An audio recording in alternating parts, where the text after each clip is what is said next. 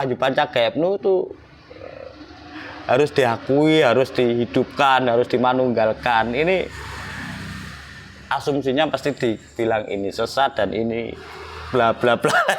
Namun di sini kan kita nggak bisa ya menghakimi.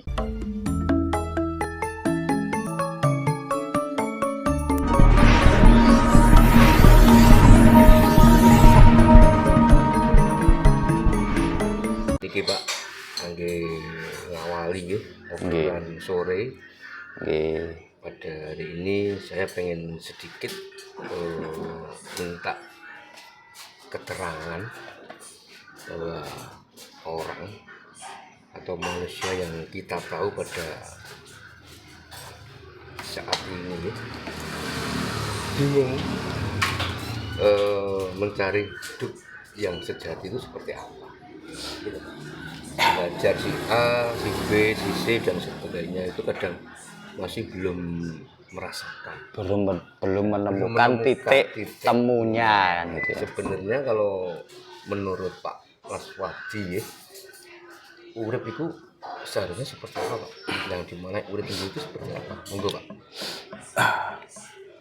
Jadi diawali dari ini ya, tentang keresahan ya, keresahan para manusia atau para pengkaji. Sebenarnya para yang resah-resah tadi itu kan mencari titik yang dimana titik temunya hakikatnya berspiritual atau bertuhan ya. Jadi puncaknya kan sebenarnya dia sedang mencari Tuhan atau ingin bertemu dengan Tuhan. Kata lainnya adalah menemukan jati dirinya masing-masing. Namun ya dikarenakan belum tahu atau belum waktunya ditemukan gitu. Lalu ketika pertanyaan yang tentang urip itu kan, jadi urip itu yang jumeneng atau yang sedang menggerakkan ini ya. Kalau di bahasa saya itu Wahyu Pancagaib, ya itulah yang menggerakkan hidup kita ini. Wahyu Pancagaib itu adalah urip. Nah, urip ini tugasnya untuk menguripi. Ini kalau versi saya ya, karena setiap orang tuh punya versi masing-masing yang nggak bisa kita cawe-cawe di dalam pengertian orang masing-masing. Kita bisa bergerak karena urip. Yang menggerakkan urip, dan urip ini bersumber dari Dat Maha Suci Urip, gitu. Yang artinya roh tadi ya, roh. Wahyu Pancagaib kan roh ini ya. Sedulur papat kalimah pancar. Beda dengan urip yang dikatakan berkehidupan, itu beda lungguh ya. Kalau berkehidupan itu normalnya manusia yang hidup, itu kalau berkehidupan. Tapi kalau urip ini yang jumeneng ing ngarso dalem raganing sun. Ini kan urip. Makanya di sini yang dikaji tentang kesadaran itu untuk menyadari bahwa hidup itulah hidup itu loh yang sedang menggerakkan kita gitu. Ini kalau urip. Nah, tugasnya urip kang nguripi atau tresno handresnani sesamining urip. Tugas kita kan menebar cinta kasih sayang hidup itu sendiri. Tadi disinggung tentang Wahyu Pancagaib ya. Iya. Bahwa urip itu harus tahu yang namanya Wahyu Pancagaib. Wahyu Pancagaib itu apa saja Pak Alas? Panca kan 5 gitu. Wahyu itu pemberian, yang artinya ruh pemberian ya. Wahyu itu pemberian, panca itu 5, goib itu ruh. Jadi Wahyu Pancagaib itu 5 ruh yang diberikan secara langsung dari Dat Maha Suci hidup kepada setiap raganya manusia. Itu semua manusia itu memiliki Wahyu Pancagaib. Namun terkadang dikarenakan terdogma oleh keyakinan sehingga Wahyu Pancagaibnya sendiri ini nggak diakui. Nah ini loh yang nggak disinkronkan kepada manusia ini, sehingga wahyu pancagaibnya sendiri itu dianggap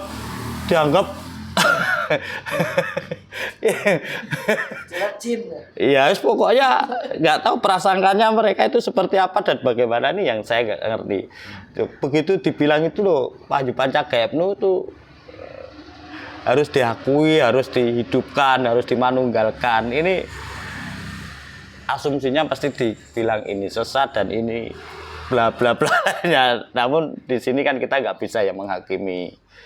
Nggak bercerita tentang penghakiman itu nggak bisa ya. Karena ini hanya sebatas mengurai tentang jati diri manusia. Dan sesungguhnya ya itu loh jati diri manusia ya wahyu pancagaib itu. Tuh. Lalu mengapa dan urainya kan kenapa harus itu yang dikaji harus diketahui lah ini kan yang orang nggak ngerti itu kan ini. Jadi wahyu pancagaib itu kalau diurai secara dalam punya sifat dan sikap yaitu wahyu pancalaku atau imannya. Dan kita ini hanya melakukan sebagai sifat dan sikapnya dia sendiri. Jadi kalau kita menggunakan sifat dan sifatnya wahyu pancagaib itu sendiri, maka otak ini sudah nggak cawe-cawe tentang yang ada di dalam ini loh.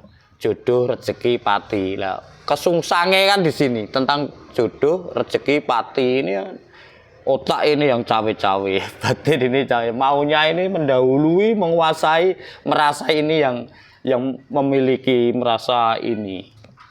Tuh. Tapi kalau naturalnya kan mengikuti sikap dan sifat dan sikapnya wahyu pancagaib itu sendiri. Ini kalau tentang wahyu pancagaib. Wahyu pancagaib sendiri itu wujudnya kayak apa, Mbak? Kalau Jawa diuraikan sebagai sedulur papat kalimo pancer.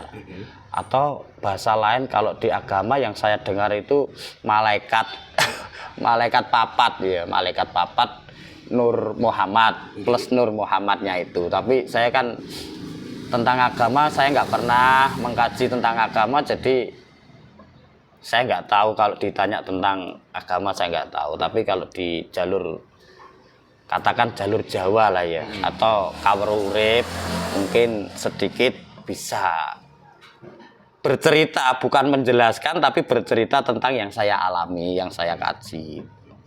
Tuh. Ketika seseorang sudah tahu dan merawat wahyu pancagaib, manfaat apa yang didapatkan? Yang jelas dia sudah damai dengan dirinya sendiri. Sudah damai dengan dirinya sendiri dikarenakan yang dilakukan tuh menggunakan sifat dan sikapnya dia tuh sendiri. Seperti contoh sifat pertama atau iman yang pertama atau sifat dan sikapnya wahyu pancagaib yang pertama yaitu yang disebut mutmainah ya. Mutmainah punya sikap manembahing kaula Gusti, pasrah kepada Gusti. Dan iman yang kedua yaitu manunggaling kaula Gusti, menerima keputusan Gusti. Terus iman yang ketiga leburing kaula Gusti, mempersilahkan kuasa Gusti. Dengan memahami dan mau melakukan tiga iman ini saja sebenarnya kan sudah nggak cawe-cawe tentang kemelekatan dunia, kemewahan dunia, sehingga dia bisa jumeneng marang Gustine kan. Lalu keiman keempat kan sampurnane kaula Gusti merasakan atau merasakan wujud kenyataan Gusti ya seperti ini. Wujud alam semesta ini kan nyatanya dari Gusti lah, simpelnya kan gitu ya. Wujud kenyataan Gusti kan seperti ya sekarang ini kan wujud kenyataan Gusti kula jenengan. Tanpa ada Gusti kan nggak bisa jadi gini. Ini kalau versi saya loh ya. Terus yang kelima kan pada titik hakikatnya manusia itu kan yang digali tentang sampurnane pati lan urip. Sampurnane pati yaitu sampurnane pati kembali kepada asal usule sangkan paraning dumadi, gitu. Dari kalau orang awam bilang dari Allah kembali ke Allah kan gitu ya. Terus sebagai sifatnya itu kan menebar cinta kasih sayang hidup, atau kalau bahasa Jawanya itu andum tresno welas asihing Gusti, atau tresno handresnani sesamining urip. Itu kalau lima-limanya ini aktif, yang di dalamnya selalu ada Gusti, bahwa Gusti itu wujudnya cinta kasih sayang. Lalu apa yang harus dicari lagi selain menjadi cinta kasih sayang itu sendiri, menjadi pelaku cinta kasih sayang itu sendiri, kan gitu ya kalau versi saya. Jadi kalau kesadaran diri ini sudah aktif ini, apapun yang dilakukan pasti tinggal terima kasih tok kan, tinggal matur suwun, dikasih enak matur suwun, dikasih nggak enak matur suwun. Karena dualisme itu kan nggak bisa kita hindari ya, nggak bisa dipisahkan. Apalagi kita mencari yang baik, mengkaji, mencari kebaikan, nggak bisa. Karena bagaimana bisa wong dualisme ini sudah menjadi kodrat dan irodatnya ya. Ini kalau versi saya, nggak tahu kalau versi yang lain atau panjenengan.